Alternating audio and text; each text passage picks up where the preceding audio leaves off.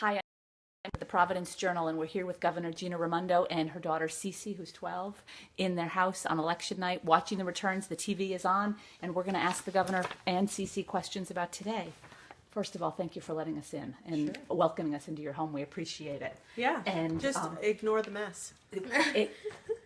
You have two young children, you have a family. We completely understand that everybody lives and has that there's no worries about the mess.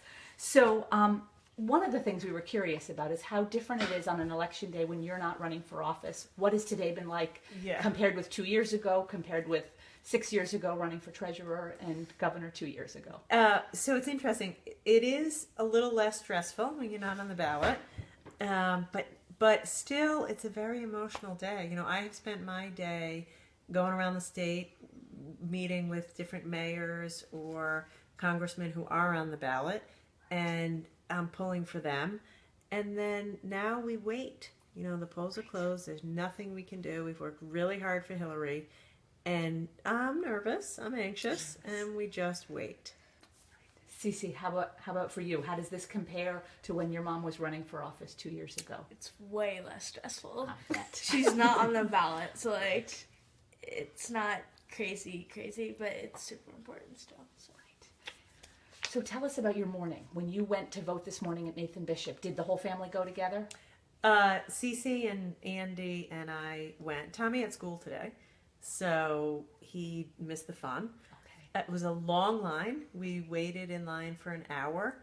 The machines worked great, but there were a lot of people. And I was happy to wait in line. I have to say. Tell me why. I just felt like I am an American. I am proud to vote. I believe in this election. I trust the system.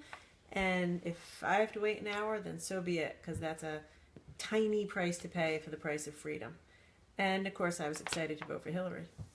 I've heard people on Facebook, particularly on Twitter, talking about how frustrated they are waiting in line. I was just having this conversation with someone else, and I thought, well, I wait in line for 20 minutes at the grocery store. Is it that big of a deal? Yeah, you know, I will say I think we need to do a better job with early voting. There are a lot of people there for whom waiting in line for an hour is difficult. Their boss isn't going to be, Absolutely. that forgiving of that. Right. So I want to see Rhode Island move to a better early voting system. Having said that, my own kind of emotional experience was this is a core right, and I'll wait here all day if that's what it takes to cast my vote. So what does it take to get the early elections? What do we need to put in place here in Rhode Island to get that happening? You know, I want to work with the Secretary of State and the legislature to figure out exactly that. You know, what do we have to do to make it easier to vote early? Okay. Talk to me a little bit about this election, the historic importance of voting for the first female running for president, what it means for the two of you, mother and daughter. You can go first. Me? Yeah. It's important because she will make history if she does win, so, I mean, that's everywhere, and I think she'll do a really good job, so it's just, it'll affect everyone, especially women, because women are, paid less, and it'll even everything out. Governor, how about you? Well said. You know, I think Cece's right. I think women are paid less than men. There's a lot of inequity, and the best way to overcome that is to just get women in positions of leadership. You know, there's only, right now, 5 female governors in America. We'll see tomorrow how many there are. Right. There's not very many female CEOs of big companies. We've never had a female president. So it matters. It matters. And it matters to girls. You know, you have a daughter. It matters for them to see, I can do that. It is more, look, I'm with Hillary because she has the experience, she has the temperament, she has a track record of getting things done. In my case, I'm voting for her because she knows Rhode Island. She knows the state. She cares about Rhode Island. She cares about the things we need. You know, more jobs, better infrastructure, affordable higher ed, affordable college. But it really just matters to have women in positions of influence because this is America. You ought to believe I can do anything I want if I work hard. And this is a powerful symbol to everybody, whether you're a girl or a boy. You can be whatever you want if you work hard. Let me ask you where Tommy fits into this, and girl or boy, and Cece, are you more interested in the election than your brother? I think so, but he's a bit odd.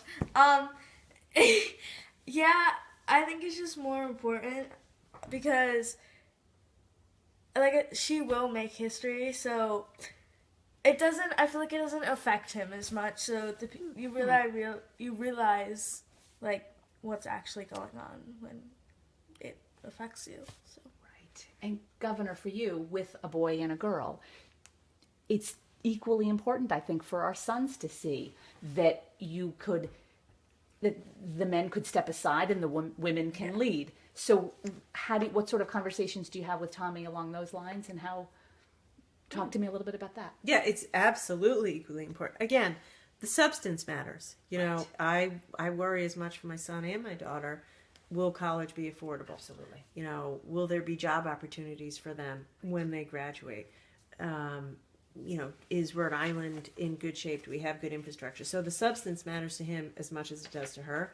But, you know, it really matters to him to see a woman in the highest office in the land. I think that he'll respect women. He'll understand that girls and boys have an equal shot at success if they work hard. And that's good for everybody. Absolutely. One of the things, I think when we see the returns come in, we'll notice that regardless of how the election turns out, I don't think Secretary Clinton is going to do well with the older male vote. How does a woman in a leadership position turn around and convince the people who haven't been able to believe that a woman can do this? How do you convince them to allow a woman to lead? Yeah, it's such a good question. And of course, one that I face as Rhode Island's first female chief executive. Right. So what have you learned So here? for me, right. So what have I learned? I've learned a couple of things. The first thing is I've learned the importance of being out in the community and listening to people. You know, the longer I'm governor, the more time I spend out of the office in communities. Every week I go to a couple, you know, last week a coffee shop in Cumberland, a local hardware store in Barrington. I'm just constantly out and about and asking people, what are you worried about? What's on your mind? What can we do a better job at? Are you hearing different answers from the older white men in the population than from the younger women? I'm not sure, actually. You know, it's interesting what you do hear. You hear about the things that are affecting people's lives in the day-to-day, like the traffic, or, you know, people are really worried about that, like traffic, safety, the schools. So, you know, the bread and butter issues that you know, people count on us to deliver for them. So anyway, I've learned that. I've really learned you got to be with people, you got to listen to people, you have to react to their needs, which is, of course, what our job is. But the other thing I think is just results. Just deliver. I've had a lot of people say to me, I didn't vote for you. I wasn't sure about you. But I like what you're doing. You're getting things done. That's interesting. So for me, I think the way to win people over is do a good job. Do a good job for them. That's what people want. And forgive me, I haven't reminded people. For those of you just tuning in, I'm Kate Bramson with the Providence Journal. We're here at the home of Governor Gina Raimondo with her daughter Cece, who's 12. They've been working together on the election and supporting Hillary, and we're here talking about the historic importance of this election with the first woman on the ballot. Along the lines, tell us again, if you would, you've been a strong Hillary Clinton supporter. Review for us, we may have people just coming in, why you've been supporting her.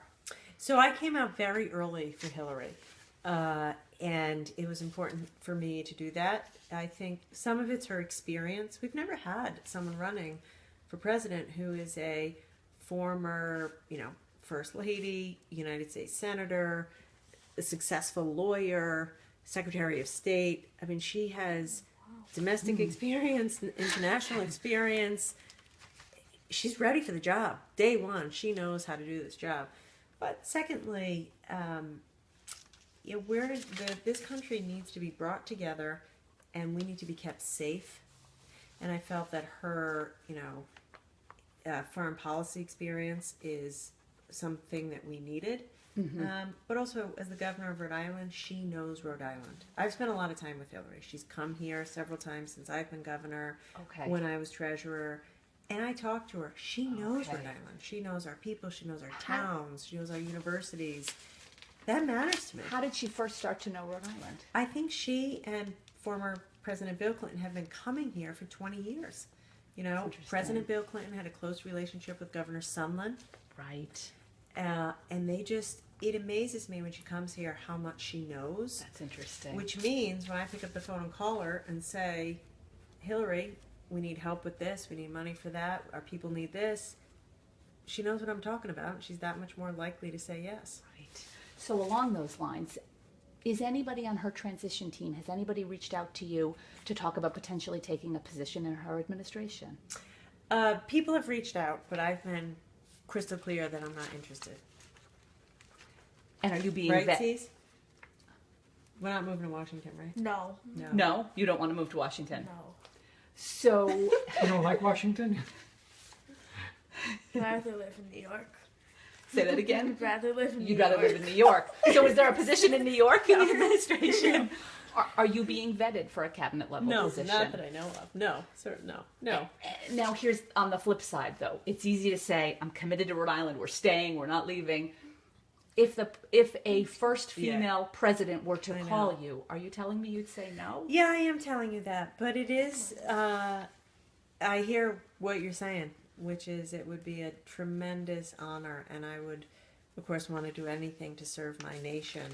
But I'm deeply committed to Rhode Island. I feel like we're in the early innings of an economic comeback. I've just started. I mean, Right. I'm not even halfway through my first term. We're planting the seeds. I'm starting to see results, and I just have to stick it out. You know. You don't think you could leave that behind? No, I can't. I No. owe it to the people to finish the job I started. And what would people in Rhode Island say if you were to leave midway through?